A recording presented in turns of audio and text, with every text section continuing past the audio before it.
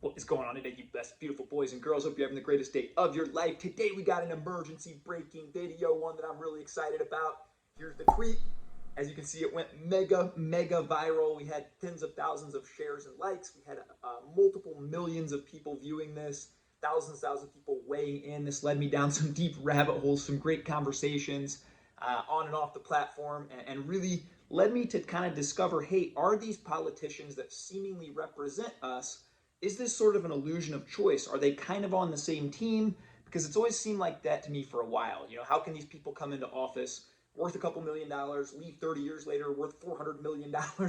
You know, they all kind of seem like they're on the same side. So I did some deep digging today. I'm going to highlight a few of these politicians, break down where a lot of their net worth came from, did some digging, did some research. I'm excited to share that with you guys. Let's dig in together. You know, when I first started looking at it, I wanted to look at the members of Congress. And now, you know, any little poll you can see can say that, you know, Congress right now runs at about a 15% approval rating. That means 15 out of 100 Americans do not approve of the way that they do things there, yet it's the same people in power over and over and over again. When I looked into it more, I saw that well over half the members of Congress are multi-millionaires. These are the people that represent us. They're multi-millionaires. So they're flying on private jets, man. They got yachts. They're doing things that me and you ain't doing every day. 6% of Americans come on at that number. So they're not really even closely aligned with the people that they represent. They often don't live in our districts, even when they represent us. And are they really for us? So that's kind of what I wanted to look into today. When I started kind of looking into this, I found a really famous quote from a former president here. And I thought this was pretty good, from Harry S. Truman. He said, "You can't get rich in politics unless you're a crook." Now, I don't know if I always buy those all or nothing statements. I'm sure there's some people that come into politics with a lot of good. They want to do good. They want to be good. But, you know, somewhere along the line, it seems like something happens with all these people where, you know, if I just say the word politician to a lot of people and say, what's your first thought? A lot of negative connotations are going to come out. And I think the more digging that I did today, the more reasons I found out why. You know, I think this has been highlighted even more with COVID and with the things over the last 2 years, as we saw a lot of these politicians telling us, you have to wear masks all the time. You cannot gather. You can't meet your family and friends. Isolate and do these things. Then one by one, we started seeing all these politicians going to dinner parties with their friends, getting their hair done with their friends, taking private jets to meet their friends and hang out. So it kind of became a rules for thee, not for me type thing. And I think a lot of people got very fed up with that. And the more and more people that started seeing, hey, you know what? They're telling us to live a certain way. They supposedly represent us. They're also worth oftentimes 100x what we're worth. You know, maybe something doesn't add up here. And so, you know, I think as COVID hit and a lot of people started seeing this, there was a lot of pushback. I think that can sometimes be a good thing, but then I think also the powers that be kind of work in these games and with these really clever marketing tactics to keep the people divided.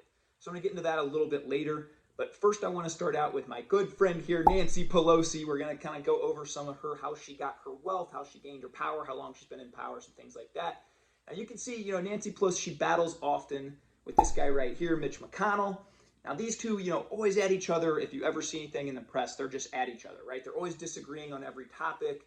But then, you know, you see a picture like this of these two fist bumping, elbow bumping, they're chummy together. You know, are they friends? You know, often it says, you know, a picture is worth 1,000,000 words. Well, in this case, it's worth 250 million words, man, because that's the combined net worth of these two career politicians. So let's jump into Nancy Pelosi first, and we'll get to my boy Mitch after that. So Nancy married pretty well. Her husband, Paul Pelosi, is a venture capitalist, and he seemed to be doing well before they were married.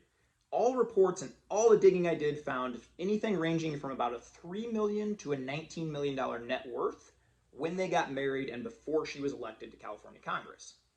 Now, she has been in there for 35 years, and during that time, he has outperformed the greatest hedge funds year after year after year. He has been the best stock picker ever, and their net worth has grown by $350 million over that time span. Now, I do want to pause here and say, you know, I'm not against wealthy people. I'm not against people, you know, taking calculated risk, gaining wealth, and doing these things. But often what I see is these politicians who want to yell at the super wealthy people, the Elon Musks, the Jeff Bezos, all these people who actually create products, employ people, provide value to society. When what are these people doing, man? They're in office. What are they providing to society? Yet their net worth just grows 100x over 100x year after year. When we really look at, okay, where did their net worth come from? Well, again, $350 million over that 35-year time span is quite a bit. And so, the biggest podcast in the world, Joe Rogan podcast, have many guests on. They've alleged that they're doing a lot of insider trading. Nancy Pelosi's been called out on press conferences once or twice, and she's kind of snapped back at that, saying that's just not true. And then, of course, the press never runs with it. Well, why is that? Well, it turns out that a lot of these elite people, man, they own the press. 90% of American press is owned by the same 5 people. Those same 5 people can donate as much unlimited as they want to these politicians, and that's just the tip of the iceberg. Then they can get their kids on as board members put in there, and I'll get more into that when we get to our boy Mitch here in a second. But you can see the conflict of interest here, where hey, I'm a billionaire. Bill Gates alone donated $360 million last year to various cable news outlets and politicians. Well, guess what? There's probably not going to be as many negative stories on Bill Gates, right? We saw where he was a frequent visitor to Epstein Island and alleged 26 trips that he's on the airplane manifesto saying he went there, and yet it's never in the news. They never talk about it. Well, that kind of shows that these elite people really have a way of protecting each other. I'm going to put up a little thing here, and I think this is a powerful image, and it shows that, what they really do is they keep us fighting a class warfare. So they keep us always fighting about racism, black versus white, about vaccinated versus unvaccinated, about is Dr. Seuss racist, is he not?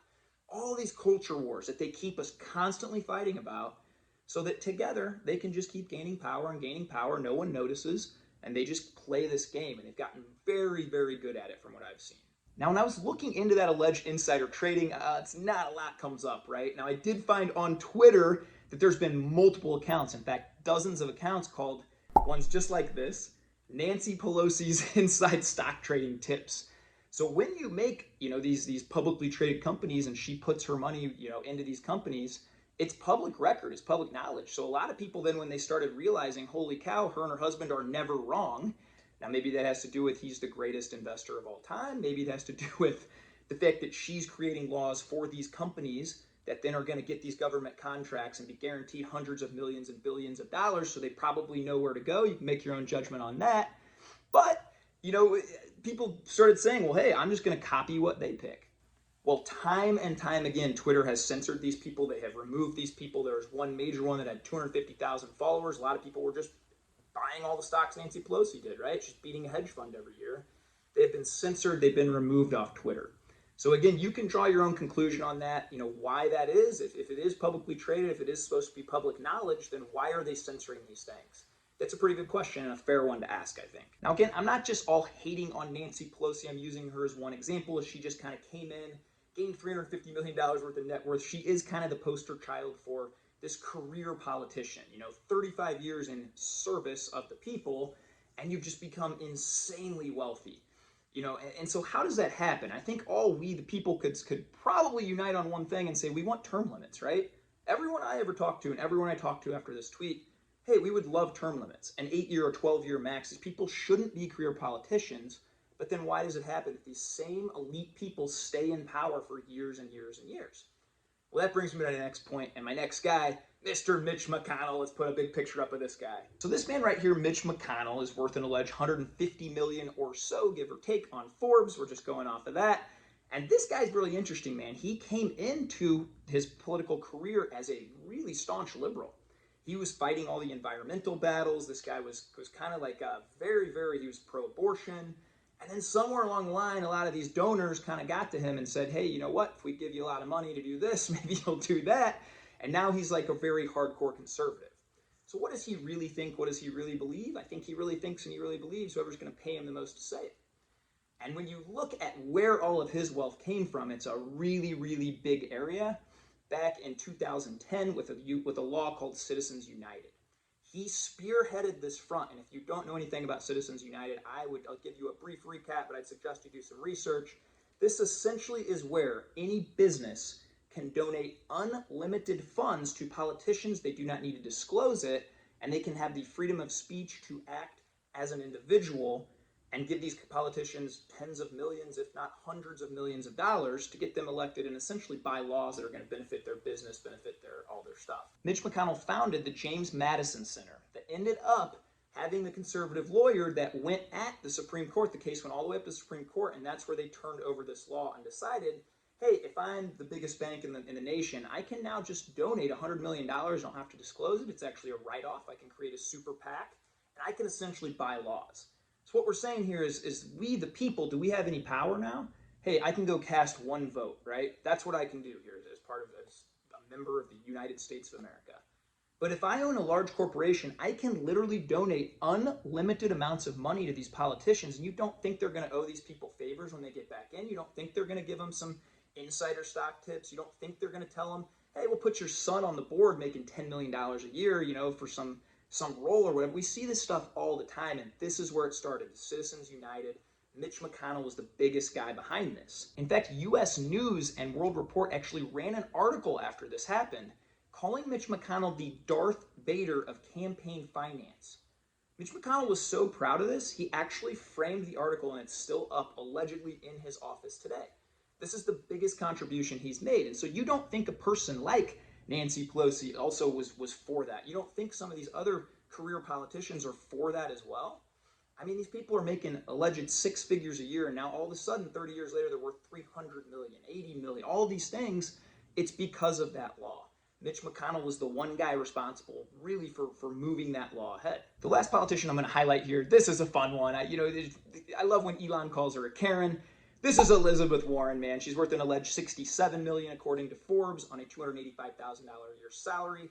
She's always coming out. If you ever see anything on her about Twitter, she's always calling out the rich. She hates Elon Musk. He should pay his fair share. She hates Jeff Bezos. She hates all these people. She never talks about the fact that she's worth $67 million as a public servant making $285,000 a year. Where does that money come from? Nobody ever asks these questions. How do these people get this insanely rich doing a public service? Well, we go back to that Citizens United. Also, the last thing I'm going to say about Elizabeth Warren is I'm very confused because, again, if we go back to this picture right here, it says her nationality is American? I could have sworn she was Indian or something. Wasn't there a story about that a while ago? I don't know. I digress. I also wanted to talk about the Clintons, the Bushes, the Obamas, these people that, the Clintons and the Bushes are really fascinating as they're always around politics. Multiple Bushes are president. Country of 360 million, we've had 2 Bush presidents. I mean, that seems pretty crazy. But honestly, I'm just a dude that likes to make YouTube content and learn and about a lot of things, and I didn't want to end up suiciding myself on the Clinton or the Bush list, so I'm going to stay away from that one for now, guys. So when I kept digging, what I found is a lot of these strategies and these kind of marketing strategies these people use what's called the rotating villain strategy. So essentially when Citizens United was coming in, a lot of the politicians would come out and claim, I'm very against this. I'm not for it. When some of these other bills come out that are clearly against the American people, we're going to raise taxes on the middle class. So everybody comes out as against it. What they do in the strategy that they've been using for a very long time, when I look back, is this strategy I'm going to put up right here called the rotating villain. Now, what this means is the majority party has enough votes to pass that populist legislation. So we, the people, want a certain piece of legislation. Party leaders will then come together, that's a Mitch McConnell, that's a Nancy Pelosi, together and designate a scapegoat on either side who will refuse to vote with the party, thereby killing the legislation. They'll also do this on the other side. So if there's something that we, the American people, definitely don't want, they will come out and they'll have some other person kill it. And that person's usually not up for re-election the next year. They'll kind of take the fall, and guess what? Their kids will be on a board seat, a couple years down the road, making $4 million a year, and the cycle continues with this stuff. It seems to me, the more that I dug in, the more I looked at it, the top 0.01% literally control 90+% of the media. They dangle down, they basically make the next 5% try and control the rest of the 94.9% into thinking what they want to think. It's the reason you can turn on CNN, MSNBC, all these different news channels, and they'll be saying the same exact talking points after some speech or some big thing, right? They're programming you how to think. Once I kind of started realizing this, I kind of started realizing even guys that you like, Stephen Colbert, he goes out and he does a big thing on a dancing vaccine, and it's so weird, and you wonder, why would a guy that was used to be funny do things like this? Well, he's controlled. When you see a guy like that, when you see a lot of these media heads and talking points, you need to understand that they're just kind of a little mouthpiece or a talking point of these elites. All their job is to disseminate the information that the elites want disseminated, and they're paid very well to do so. Ultimately, what I think it kind of comes down to is George Carlin had a famous quote a while back, and he said, and I'm going to put it up on the screen, Elections and politicians are in place to give Americans the illusion that they have the freedom of choice. That's really kind of what I think it comes down to. Oh, we get to pick the next president. Do we? Are they going to kind of do the same stuff to keep enriching themselves and their members of Congress and their families and not really at all care about what's happening to the people in Flint, Michigan that still don't have clean water a decade later? You know, it just seems like they give us the illusion of choice when in reality they are one in the same. They keep us fighting a battle of Democrats versus Republicans when it really should be citizens versus politicians. But they've gotten so good at marketing and so good at keeping us divided and all at each other's throats all the time that nobody really sees that. Not many people kind of say, hey, you know what? What if we the people united? What if we the people came together and demanded term limits? We don't like career politicians in there earning $300+ million when they don't produce anything for our society. We want them out. We don't like the fact that these large corporations can now, essentially they're running America. I actually think politicians should look every day like NASCAR drivers. You see NASCAR drivers, man, I put a picture up of them. You know, they got all the brands that are representing and sponsoring them all over their outfit. I truly believe these senators, these politicians, man, they should be walking in wearing the people that donate all the money to them. Then we will know why they're making the laws that they do and why their kids are sitting on boards of these companies and why things work the way they do. As of right now, we don't. You don't have to disclose if you're a massive corporation that you donated $100 million to this campaign, and now guess what? They're going to owe you a bunch of favors. So I kind of believe that we should get this stuff out in the open, that we the people should kind of demand this stuff together. You know, I go back to a point earlier that we're just so divided now, and I think social media has done that, where I just see people going online every day and choosing to yell at the other side. It's all the other side's fault. And I really believe, after looking into this stuff a lot more, that that's just a tactic that they use. They really get us all fighting this culture war again so that they can just keep gaining wealth, scooping up everything, taking away freedoms. This is what these people do. So I want to challenge you today that if you really think, you know what, yeah, I follow this party. Are you really following that party? Do they really represent you? Does the guy that's in Washington really represent your best interests? You know, too often I'll meet people and I'll talk to them for a few minutes and they'll tell me where they stand on one issue. And sadly, without even getting to know them anymore, I can probably guess with a 99% accuracy where they fall on every issue. Because they're going to follow party lines. And if my party's brainwashed me into thinking that this is the way, then that's the way. And I feel like when we do that, too often our thoughts are not even our own thoughts. So I ask you to challenge the way you think today. And if all your thoughts align with a certain political party or every talking point you see on Fox or CNN, they aren't your thoughts. You've literally been brainwashed. You've been hijacked. And you need to do some searching internally and think about the way you think about these things. I truly believe we, the people, we have the greatest nation on earth. I think they get away with a lot of the things they get away with because most of our lives are just pretty good. Let's be honest. We live in a nice house, live in nice neighborhoods. We got clean water, food, shelter. We have all of our basic needs met. But I believe it can be so much better. And I really believe if we, the people, unite and we come together and we stop, focusing on all our differences that they convince us to focus on, and we just say, hey, you know what? It's we, the citizens, versus the politicians. Here's what we want. Here's what's going to better our lives. Let's enact these policies. I think we can get somewhere.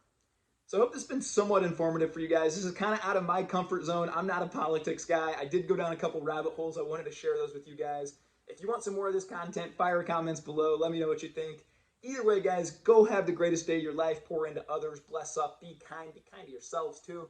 And let's go have the greatest day of our lives, baby.